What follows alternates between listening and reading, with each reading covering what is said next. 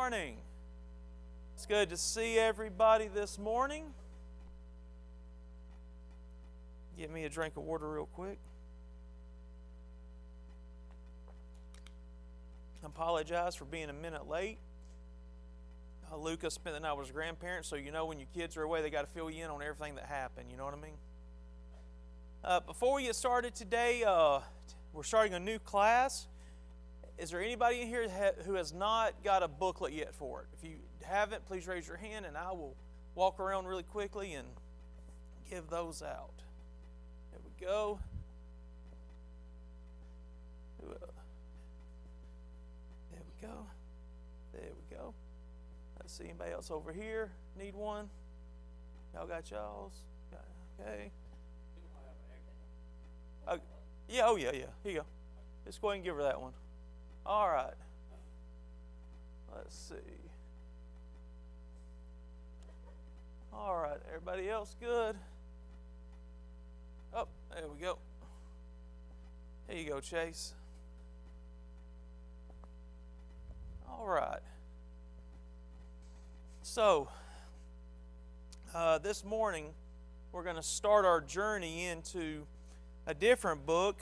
Ken covered Genesis, and then Chris covered Exodus, and now this morning we are going to be starting the book of Leviticus. All right? Now, Leviticus is a little different in tone from Genesis and Exodus, right? So how many of y'all have had a look at the book of Leviticus before? How many of y'all have studied it? Okay. So someone tell me what your thoughts were based off of that study. What's your prior knowledge to Leviticus?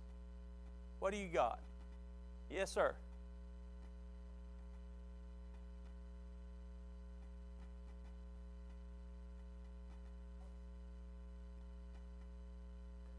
Okay.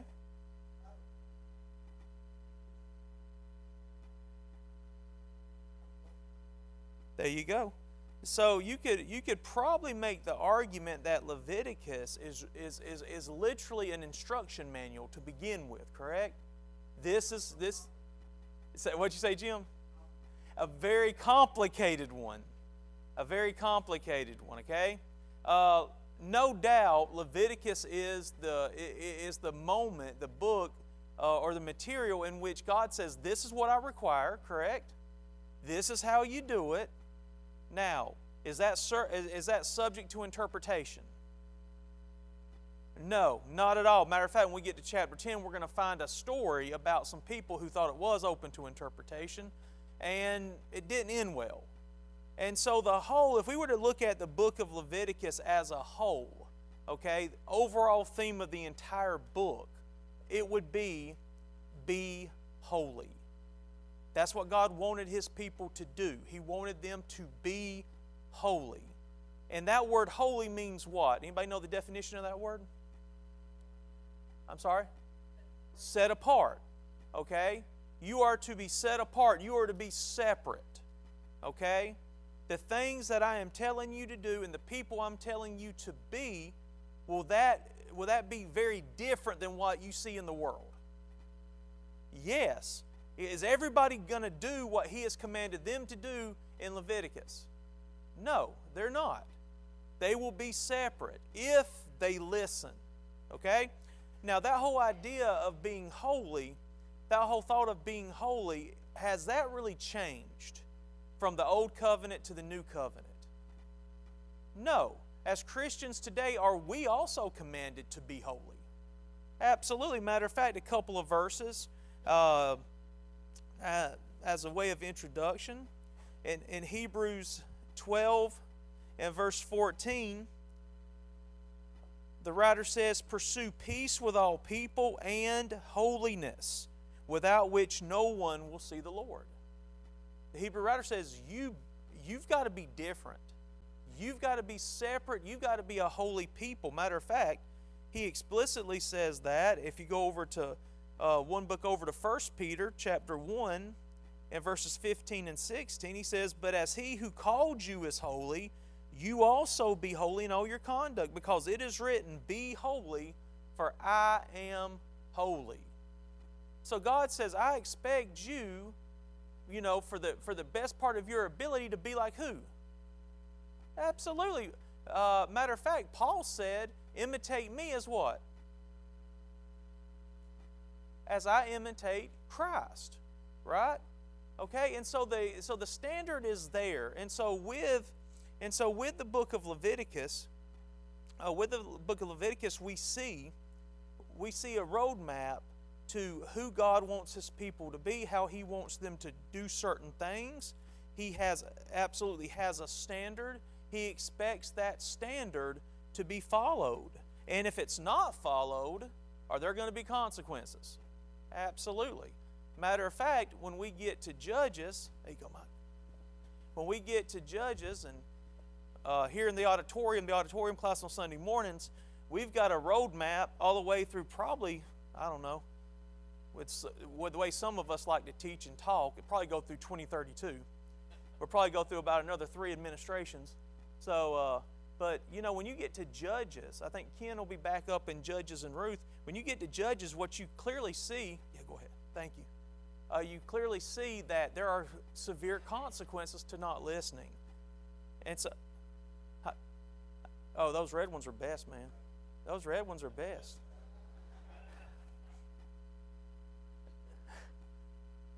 They're better than those orange and navy blues.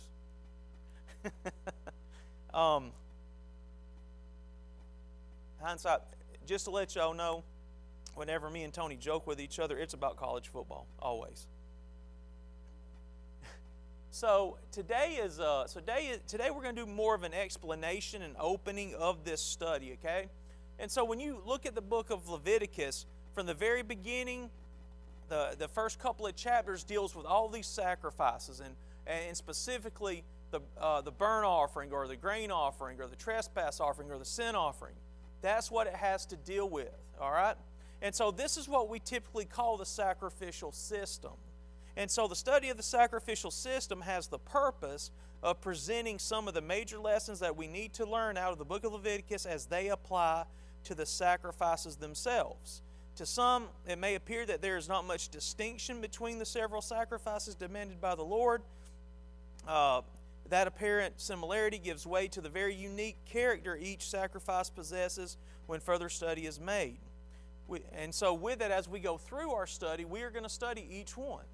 We're going to study each one. We're going to go in sequence and order. Leviticus is a study guide to the sacrifices that were offered in Israel. There were 2 exceptions. There are 2 great sacrifices that are celebrated by the people of Israel that are not contained in the book of Leviticus. The first one is the Passover, but to study the Passover, you have to go back to Exodus 12. The second non-Levitical sacrifice was the red heifer. The sacrificial explanation relative to the red heifer is given in Numbers 19. Those will be looked at.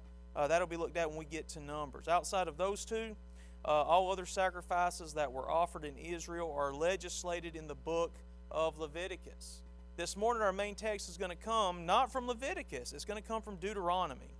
And as you know, with Leviticus, Numbers, and Deuteronomy, sometimes this stuff flows, right? There's things that you read in one that you see in another, or reference to another. In Deuteronomy 12, starting in verse 5, but you shall seek the place where the Lord your God chooses out of all your tribes to put His name for His dwelling place, and there you shall go. There you shall take your burnt offerings, your sacrifices, your tithes, the heave offerings of your hand, your vowed offerings, your free will offerings, and the firstborn of your herds and flocks. And there you shall eat before the Lord your God, and you shall rejoice in all to which you have put your hand, you and your households, in which the Lord your God has blessed you. Sacrifice is something that is required, right, of God's people. And sacrifice is something, brothers and sisters, that is very, very important. There's going to be something's going to be sacrificed. Matter of fact, Jesus told His followers a couple of things. If you want to follow me, what do you have to do? You have to deny what? Deny self, right? You have to also take up your own cross, correct? There's things that are required in that. And so with it, as we continue this overview, and this is the way I like to conduct classes, if you got a question or a comment, please chime in, okay? Chime in. This is not just this isn't like a dictatorship, so to speak. I like to guide the conversation. And so with that, if you got something, a question or a comment, pop on in, okay? And we'll do that. All right, so there were distinctions to be made in the sacrifices of the law of Moses. Each sacrifice was distinct in purpose and in ritual. Therefore, they were not interchangeable.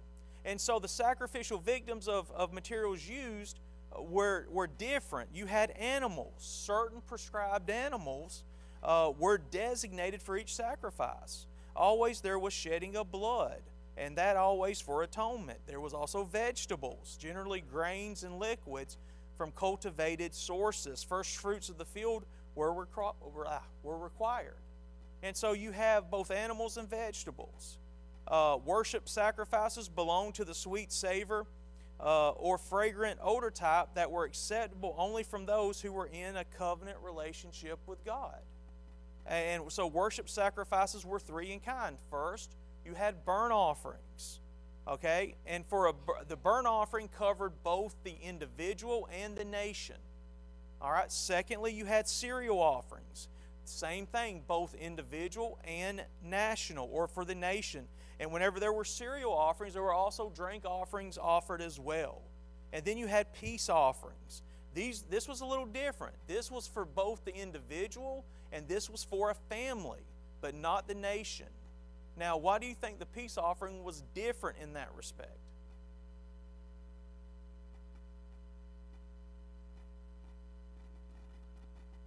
All right. Well, when you think of that word peace, right? Am I at peace with someone, right? All right. When I'm at peace with someone, that's a very individual question, right? And so with that, when we're looking at the peace offering, was that person still in the right relationship with God? Was that family in the right relationship with God? And so that was the distinction there. You also have the sacrifice of atonement, was not a sweet savor, but the most holy. And it generally assumed that fellowship with God was broken. No covenant relation existed because of sin or trespass. The sin offering, both individual and collective, it was a violation of God's nature. Through the breaking of any of the first 5 of the 10 commandments required that. Trespass offering, individual offering only, violation of God's government. You have the Day of Atonement, or what we call Yom Kippur. It was national in nature, both with the individual application. What was the most anybody know what the most nervous day of the Jewish calendar was?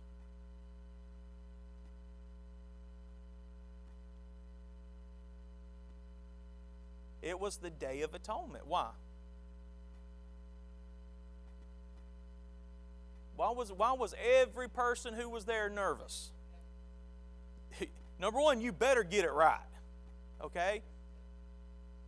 Well, when that high priest goes, when the high priest would go in, into the holy place, into the Holy of Holies, to present that sacrifice to God, did God have to always accept it? Was it just mandatory? Well, if you come in here and offer something, then yeah, of course we're good. That's not it, right? And so, if God does not accept it, and that high priest doesn't come back out, is there problems? Big ones. And so the scene that you have that plays out here, is that everybody's waiting with anticipation to watch to see what's going to happen, and so with that, when the high priest came back out, it was a massive sigh of relief because they knew they were good. They were good. They were good for a year. But then guess what happened the next year? Gotta do it again. Can you imagine the stress levels that would be out there? Yes, sir.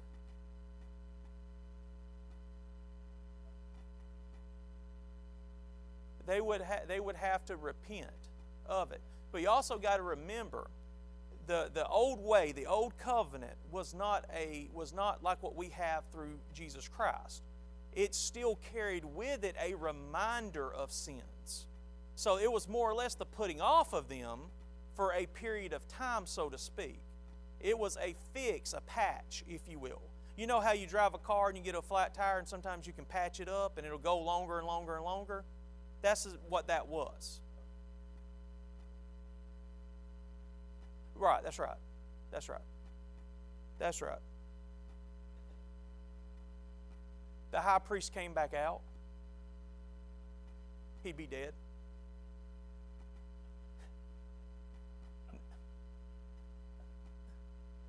It was the thought process was that when the high priest went in to make that sacrifice, that if it wasn't acceptable, he does not come out.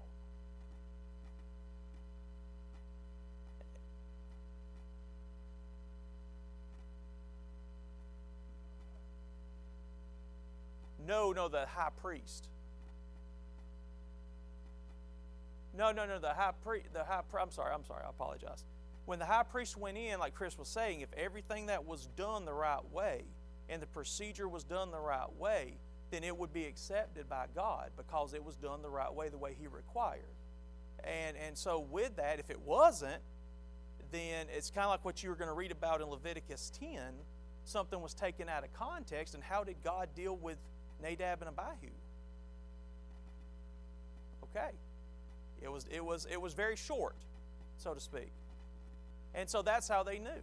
And so so from a human standpoint, if you're the high priest and are you going to do everything in your power to make sure this is done to the letter of the law? Because if you don't, you know what's coming, right? All right. Let's see, where are we at? So sacrifices were gifts, they were offerings from man to God. And so man's first attention, as we look at this as sacrifices as gifts, man's first attention to fire was for sacrifices to God.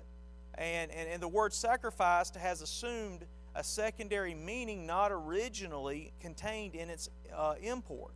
Sacrifices also come to mean privation, renunciation, self-denial, giving up something. And David first added that concept of a personal cost to sacrifices. And so with it, it's kind of developed a deeper meaning. And we see that in the world today. Are there different types of sacrifices that we that we give up? Yeah, last night I sacrificed my bed to sleep on the couch. Not because I said something I shouldn't have said to my wife or nothing like that. Because our little girl was sick. And she decided to throw up in our bed. So I was on the couch. So the bed was sacrificed. Now, are there deeper sacrifices than that? Absolutely. Absolutely. So there's different levels of it.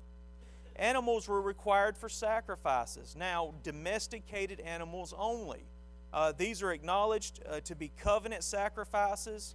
In Genesis 15, 9 through 17, such animals and fowl were used to make the covenant between God and Abraham.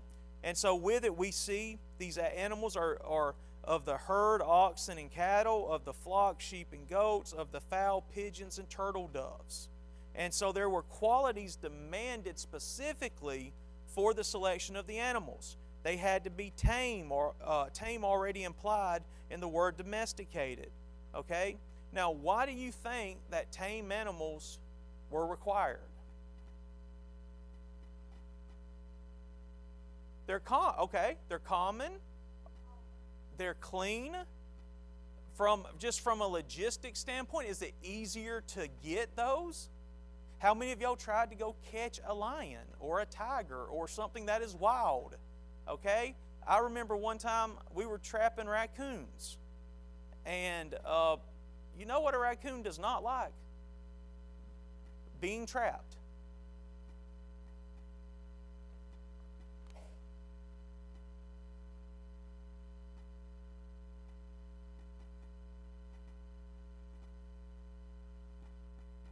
I believe so, but I'd have to check on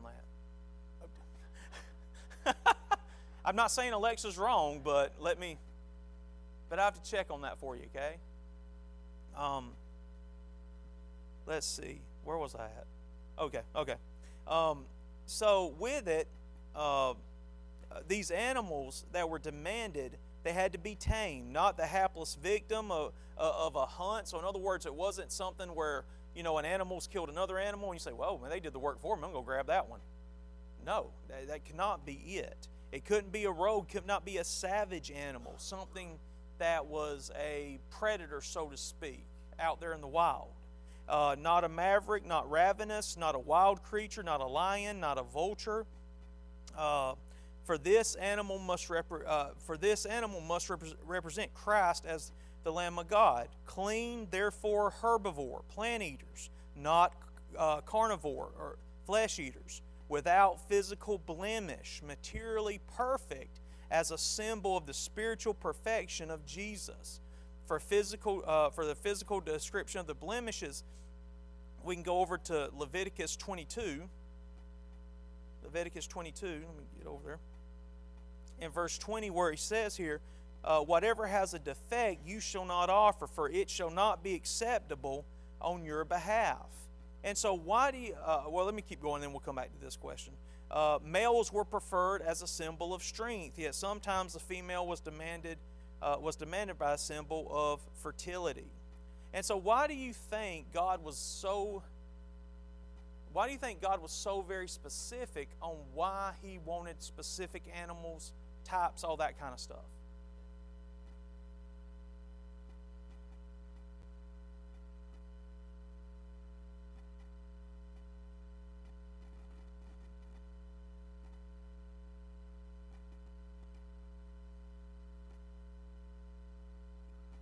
Absolutely. And when it comes to these sacrifices, shouldn't there be some kind of motivation, some kind of effort by the one giving the sacrifice? I mean, shouldn't it be something, when we look about on Sunday mornings, when we go through our worship service and we have that opportunity to give, right? Is giving a sacrifice as well? Absolutely. And so shouldn't that require some type of effort? Yeah. Absolutely. Same thing here, the same premises here.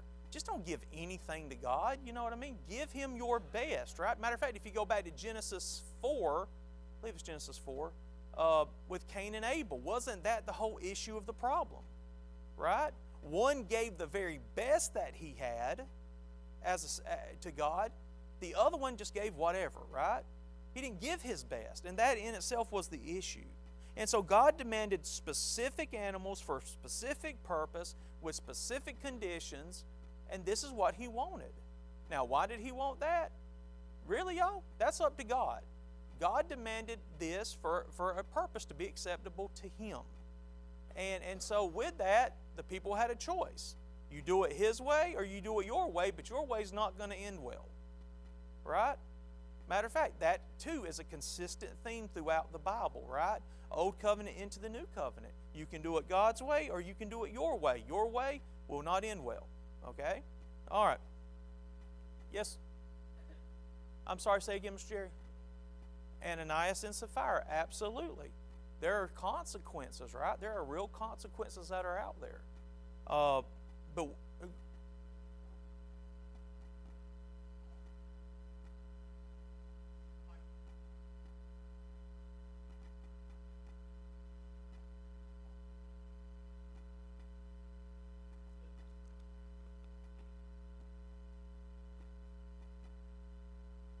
everything seems more personable and more close, and you're more attached to it if you've got skin in the game, so to speak, correct?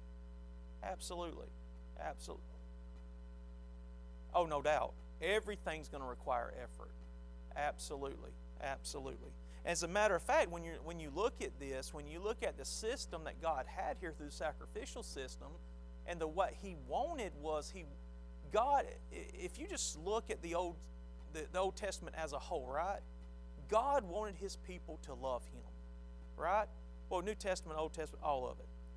He wanted His people to love Him. He wanted His people to follow Him. He wanted His people to want Him. right? That was the whole point. That's the whole point of all of it. He wants His creation to want Him. Otherwise, y'all, He'd just create robots, right? I mean, but He wants us to choose Him, right? And so that, by choosing Him, that means we're going to do what we got to do to give Him what He demands, right? And we're human. We're going to make mistakes. But you know what? There's an expectation, and we've got to do our very best to meet that expectation. Continuing here, vegetables, herbs, cereal grains, juices, cultivated grains, and foodstuffs only. Not voluntary growth or wild products. They had to be the fruit of a man's cultivation. Same thing here, right? Same. Yes, sir. You got a question? Oh, go ahead.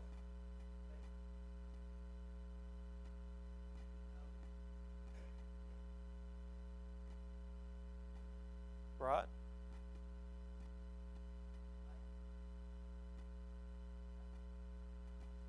It was the priest's job once those are brought, if they did bring their own, and they were not,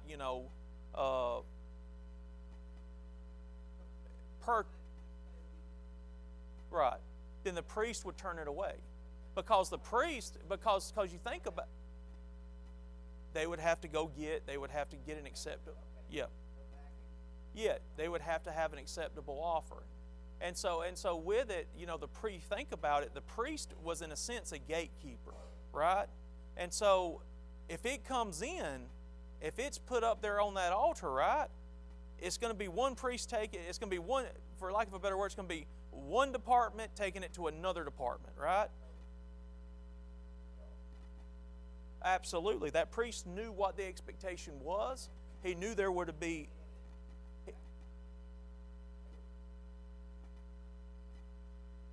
I'm sorry?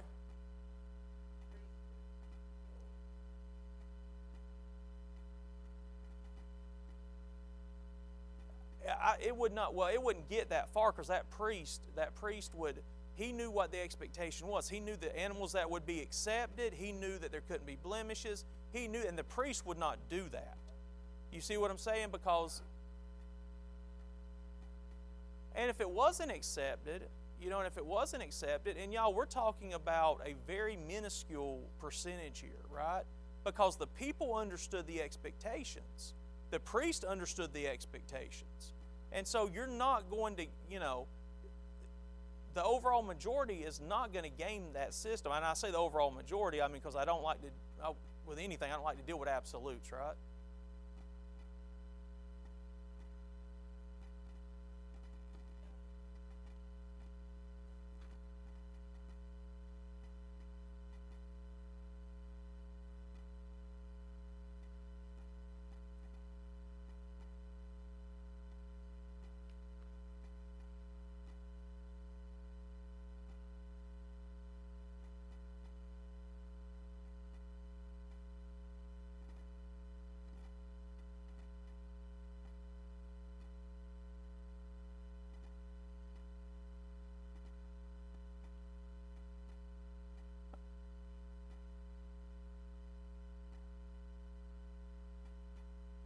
Okay.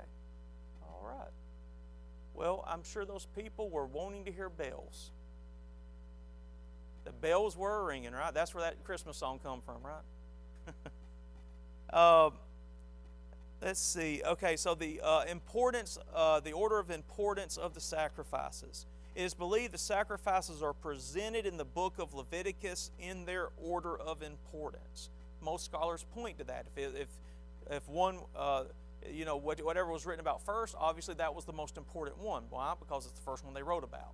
That's the way scholars look at this.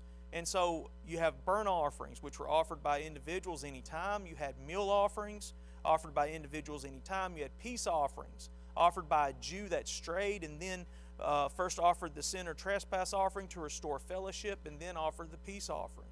Then you had sin offerings given to restore fellowship with God. Then you had trespass offerings to restore fellowship with God and fellow Jews whom he had trespassed against. And then you had the Day of Atonement, offered one time each year by the high priest for the nation. So where did these sacrifices take place? could they just do this wherever they wanted? Could they just set up shop in their backyard? No, can't do it. Can't do it that way. The altar before the tabernacle was the only authorized place for acceptable sacrifices. Matter of fact, altar in Hebrew means place of slaughter. And y'all, and when you think about what's going on here, and you think about the visual that you get, this was a really horrific place, right? The setting's very horrific because of the amount of sacrifices that are going on. This was a constant job, right? Because yes, sir. Oh, I would have to look that one up for you, Tony. I mean, it was a lot. It would be a lot. It would be a lot because this, I'm sure there were days where there was a lot and days where there probably not as much. It fluctuated, so to speak. But some of these were very individual, right? And so some of these, you had some individuals that throughout the week would maybe, they made mistakes and they would need to come by and, and have a sin offering or something to that nature. I'm sorry? Was it 24 hours in length? It was one specific day on the calendar. Yeah, yes, sir. Well, yes. That sacrifice had to be given on that day for the nation. Yes, sir. That's exactly right. That's exactly right. And we'll get into that more when y'all get into what is it? When we get into Numbers, we'll read a little bit about that, I believe. And I know Joshua will deal with that whenever they're dividing up the lands and whatnot. Deuteronomy, maybe. Let's see. Special fire was used to consume. Oh, I'm sorry. Anything offered to God had to be laid on the altar. The sacrificial body, the blood, the fat, the cereals, the drink offerings were poured out before it. All gifts to God were offerings made by fire. And then with fire, there were two. The fires used to consume sacrifices were of two kinds. You've got Qatar, fires of worship sacrifices, ascends up to God as a fragrant odor or sweet savor. It has the root idea of purifying action, and the English word caterize comes from this root. And then you had Seraph, fires of divine wrath on the victim of sin, wow, I guess I must have stuttered in my head when I typed that. Descends from God. Some of y'all got that. From God in judgment against sin. Now, these were the two types of fire that was permitted by God. When we get to Leviticus 10, you're going to see they offered, the whole reason that Nadab and Abihu got in trouble is because they offered what? Strange fire, okay? And there was a consequence for that. This was a type of fire, so sacrifices had to be done in a specific place by specific means. Rituals or ceremonies of the sacrifices, stages or movements through the rituals really dramatize the specific nature of each one. The ceremonials are similar in some of the offerings, but each sacrifice has special elements peculiar to it that exalt the basic concepts natural to it. The central stage of each reveals its basic thrust. Where the blood is sprinkled indicates whether the atonement for sin is marginal or central. Disposition of the body of the victim is significant. Whether totally burned on the altar as worship, therefore it descends to God. Whether totally burned outside the camp to show God's wrath against the sin. Whether eaten by the high priest, the officiating priest, or by the worshiper and his family, also played a difference in there as well. And then the part played by the worshiper, the sinner in the ritual, and the part carried on by the priest is significant and communicates important messages. And so with that, these sacrifices are going to be similar and they're going to be different. But there was a purpose for each one. God does not make mistakes, y'all. What He wanted and what He required was very specific, and He demanded that they do this. And it's like with anything else, as we go through these, and next week we'll begin with the first one. there's going to be no ambiguity. In other words, there's going to be no confusion. There's not going to be any kind of, how do we do this? Are we doing this the right way? Is he going to find this acceptable? God lays it out for him. This is how you do it. This is when you do it. This is what I expect within it. And so as long as the people, do that, then they will be good. They'll be fine. Same way today, right? Same way today. God today has a structure. He has a purpose. He has a structure that He demands certain things to be done. And there's no ambiguity in that.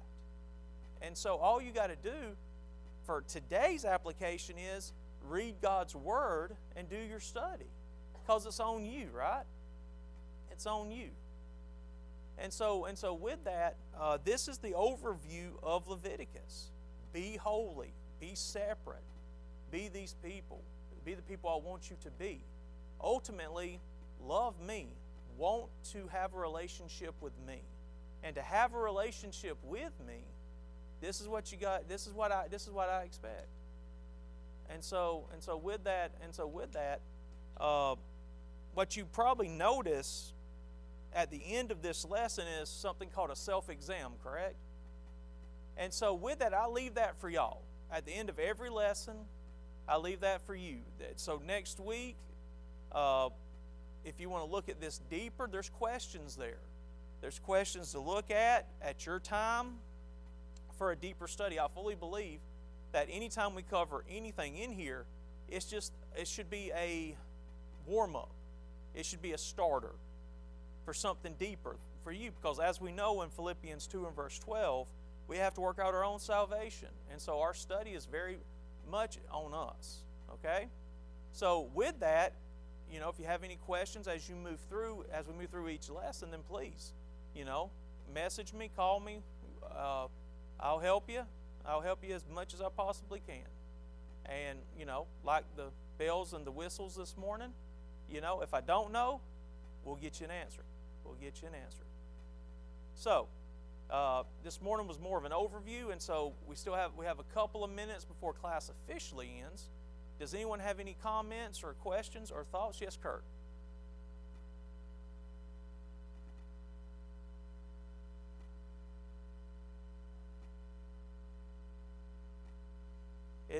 Yeah, they're going. They're going. For whatever was needed. For whatever was needed. I mean, this wasn't something that just ended. You know what I mean? It wasn't like, this business is open from 8 to 5. You know what I mean? This is something that was continual, because people throughout the week, they're people, right? And they're going to make mistakes, and there's going to be whole different reasons for offerings to be made. And and there's one place the offerings can be made, and that's the altar, right? Before the tabernacle. And it's got to be made by the priest. And so it's, they had to stay central to what their position was. And so they had to be where they were supposed to be. And so, like I said, it fluctuated. I'm sure there were some days that were slower than others. But people being people, has human nature really changed? Not so much. And so there was always a need for it. Always a need for it. All right. Any other comments or questions?